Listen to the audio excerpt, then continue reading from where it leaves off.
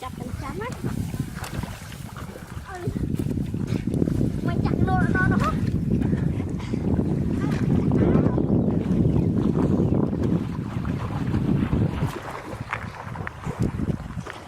Cho con ở bánh nông tức quá. Cho con ở bánh nông tức quá.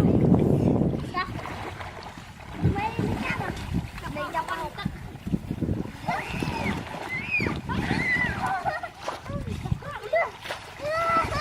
Ui,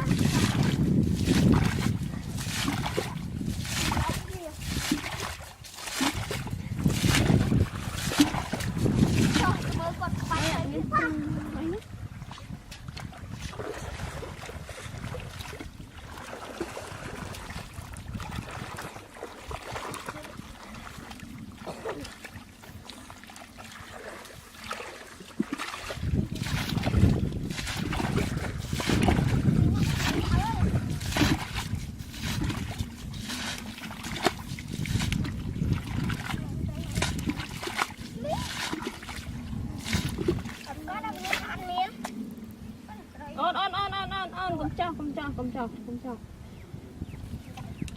toàn trái ôi này mà lên đó cắn lắm chồng á ê một này tục trai chăm cùng bay cái luôn bay phi cái luôn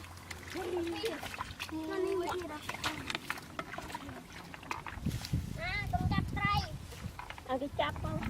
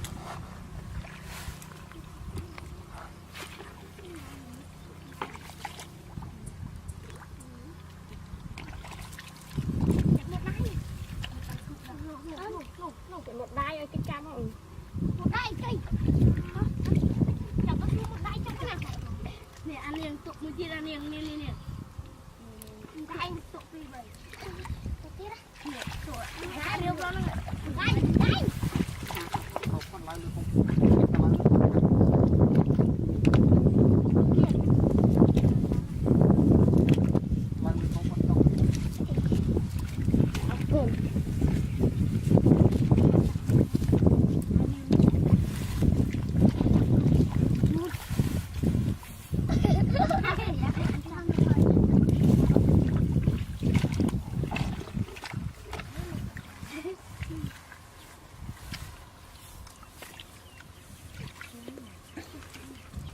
không có nữa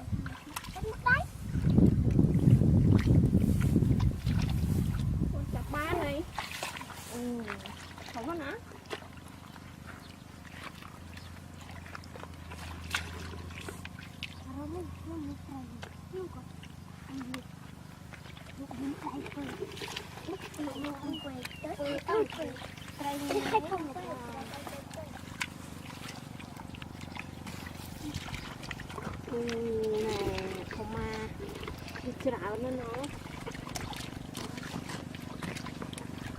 rồi nó quá rồi cái mình được ăn một đống cái nó này